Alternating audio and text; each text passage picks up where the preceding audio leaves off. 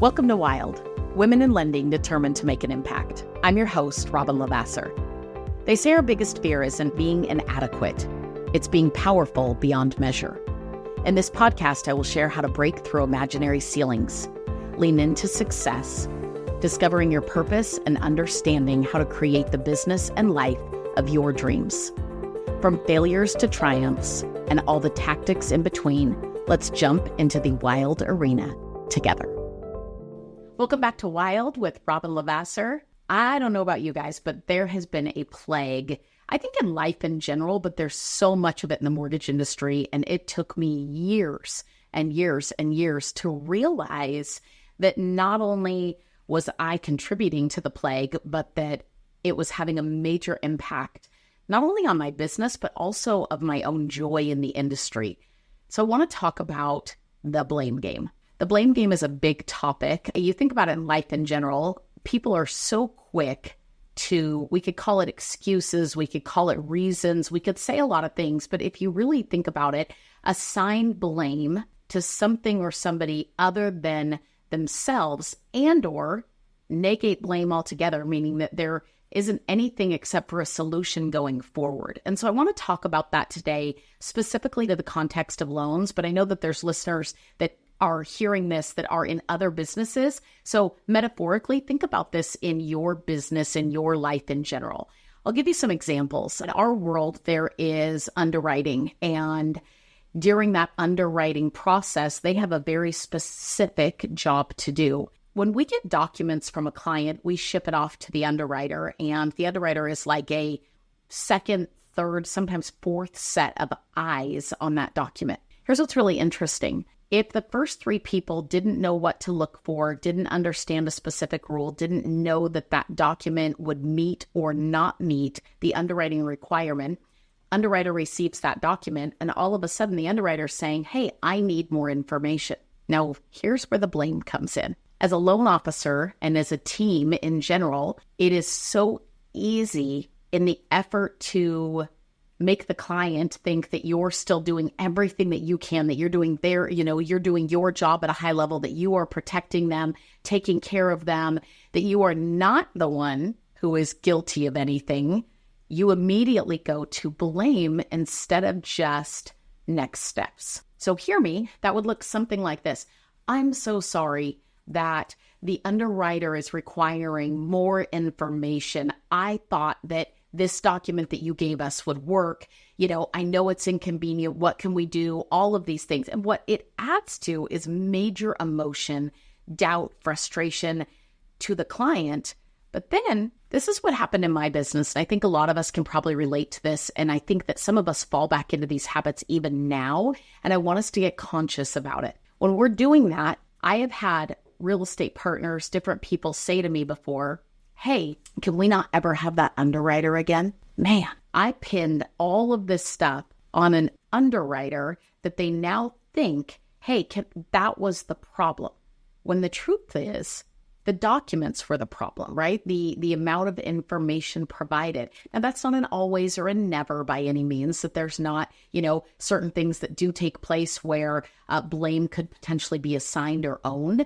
But let me tell you how much it hurts your business. Oh, that appraiser. Well, all of a sudden, when that appraiser does another property for you and anything, even if it's valid, goes wrong, they're like, it's that person. I talked in a previous podcast about, my husband's mom literally, or maybe it was at a mom boss, literally talking about hair in pancakes at IHOP as if they serve hair naturally in a pancake. Well, they don't. It happened once, right? But in her mind, she's assigned it as if it's permanent blame. What happens in our business is when we start to focus on let me push this off and leave myself in a safe place. And so let me walk through what that would look like. I'm going to give you another example.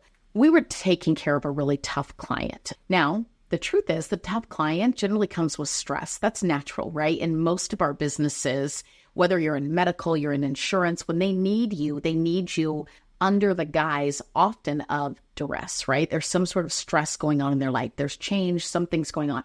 And so the client was in a high stress position. For the record, mortgage, like one of the most stressful things on the planet for people to tackle. And on top of that, they were borrowing a lot of money. When anybody is borrowing a lot of money, hey, loan officers, like just so we're clear, the amount of documentation required, the higher amount of money they're borrowing, it just is the name of the game. It doesn't discriminate. And I always tell people that, like, even if you're well qualified, lending doesn't discriminate, right? It's going to look, and the guideline is the guideline is the guideline is the guideline, right? If you need a pay stub, everybody needs the pay stub.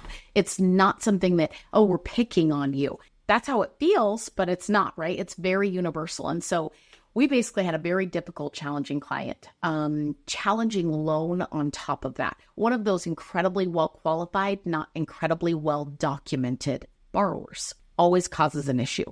To top it off, it was a jumbo. What that really means is it's a certain level of loan amount. We were on about our 4th or 5th round of going back to the borrower and asking for more. Now, here's what's interesting. Every time you ask somebody for something more, it's because you needed more info. That info could lead to the need for more info. When we say, the underwriter needs more, it's their fault. What they think is there's a way out of it, or that they're now all of a sudden being picked on, right? Instead of this is a requirement and this is the why behind it. The moment someone really understands, do you see this right here? This didn't connect this appropriately, so we need to connect those two things. It's not anybody's fault, but it is our problem. Hear that statement again. It's nobody's fault, but it is a problem. And it's a problem that can be solved. And my job as a professional is not to assign blame to anybody. It's really to solve the problem, to walk you through options of how to solve the problem. But if I create the problem as if it's tied to another human being versus the rules, then people feel like they're a victim of something versus these are the natural steps of a loan. If you can relate to that for a minute, I cannot tell you how guilty we are in general. And as you bring staff in, you will see staff do that, right? If you're talking to somebody in an airline that blames instead of solves, and you're like, I need to get off the phone with this person and get to somebody who can help me. In the blame game, people feel like you're swimming in negativity, right? Like you're swirling with excuses and reasons which don't solve anything, nor do they build confidence or repeat customers. I didn't recognize that for a very long time. And I'm going to talk about the other tangents of the business here in a minute. But on this difficult client, I had my processor prep an email at the time to send to the client. And I said, I'd like you to send it to me first because the client's emotions were all the way up here. And all of a sudden, she sends it to me and it starts with, I'm so sorry. I thought we were done. The underwriter's asking for more. This person, there's all these things that are basically pushing blame, adding apologies, trying to paint themselves in a better light. And that wasn't really at the root of what the processor was trying to do. She thought she was helping the client in that moment. Now think about that for a minute. We think we're helping when we keep the hero cape on ourselves, right? Like, hey, I'll fix it. I'll make it better. I'll try to talk to him. All of these things. No, let's just look at it. And does this or does this not meet a rule that needs to be followed in lending? That could be in any business period. Like, why am I asking for it? Do I personally understand it? And then how do we solve this problem? So I said, hang on, let me write this email again and show you. So I rewrote the email and I literally rewrote it with 0 apologies and nothing but good news. A clear statement of what just went on, why we needed the additional documentation, what link was where, and how quickly they could ultimately get it to us, very much assuming the closing, right? Hey, I need you to get me this within a couple hours. Should be very easy to find on here, right? Get it over. You've done great. Thank you so much for the hard work and the collaboration, right? Underwriting's excited to get you moved to closing. We're thrilled for you. All the focus was on solution, on the end game, on the result that we were shooting for, on the steps to take to get there. None of it was on I'm sorry's. It was this person. I wish it was different. I hoped for this. I know you're exhausted. None of it was in that space. And take a step back for a minute from your business. How often do you encounter people that play the blame game? How often do you find in the lending world, the title company, the attorney, the escrow, the appraiser, the realtors on both sides, the inspector, the seller, the buyer, the lender, the processor, There are countless opportunities to push something off to somebody else, to feel the need to blame somebody or something instead of just focused on next steps, focused on solution, focused on the end game with no excuses, reasons, finger pointing. What it really does is not only does it make everybody else weaker, but it actually weakens you. It weakens your own business when you want to point the finger at other people. And the easiest thing to do is say, hey, potentially there might be an actual problem and it's nobody's fault, but here's the solution. And I'm going to be the professional that leads you to a solution. When you take that kind of control over a transaction, when you are not willing to get in the weeds on the blame, when you are not willing to let other people get in the weeds on the blame, everyone's emotions stay much more even. Everybody understands next steps. Everyone is focused on solving, on next steps, on how to get to the end result. And all of a sudden, the stress level goes down some, the collaboration goes up, and people end a transaction going, how do I work with these people again? And so hear me on this. Blaming is not a game that you want to play in business. It's really not a game that you want to play in life. It weakens you. And I think that people sometimes think blame makes them feel stronger and ultimately push things off. I would shoulder everything to just simply own it and say, how do I take control of this again and not worry about everything that took place? Both can be true, right? There might be somebody to blame. At the end of the day, my business started to skyrocket when I simply got so clear and so straight with people on next steps, on problem solving at the highest level, on ultimately just being focused on where we are headed, not where we have been. And all of a sudden, people would say, gosh, I trust what Robyn has to say about it. I see, oh gosh, why do I always feel better when I talk to you? Why do I believe, when you say it's going to happen, it's going to happen. And I will tell you, one of the number one things that I did was I eliminated all levels of blame. I'm going to give you one more quick, painful story that I think you guys will be able to relate to. If you have a team in any fashion and or you're teamed up working with people on loans, which is pretty likely, I made a huge mistake once.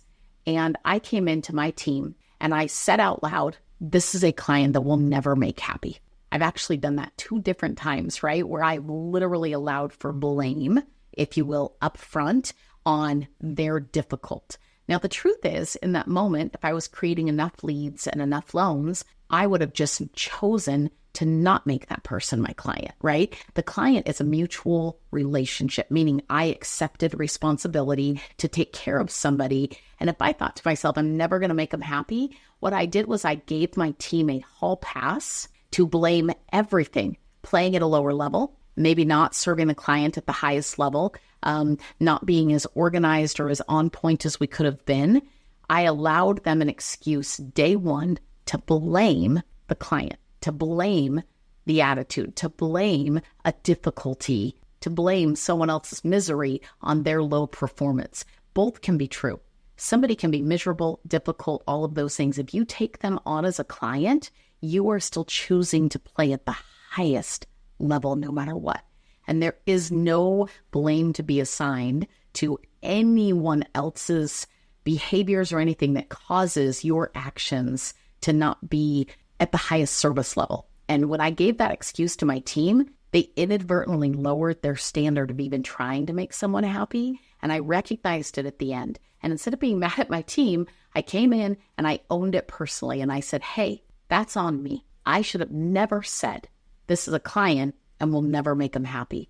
I should have said, this is a client and they're going to challenge us to do the best work we've ever done. And what a big difference that is when we take a mindset, catch yourself, stop for a minute, catch yourself. Ed Milet always says, scratch that, right? Like you can see in your own head, hey, I just blamed somebody. You know what? Let me take that back. The truth is, this is no one's fault. Hey, the truth is, we're going to play at the highest level, right? When you are focused forward, when you are a solutions-oriented person, you are magnetic. People say, how do I do business with them again and again and again? When people point fingers everywhere, there is no clear path. Think of it like a maze where there's really no end. When someone else says, oh, I see it. We're right over there to get to the end. We're going to be there in no time. And I'm not going to point at anything or anybody else versus just stepping forward. Man, your business will soar as a result of it. this is helpful, share it. Thank you for listening. We'll see you on the next episode.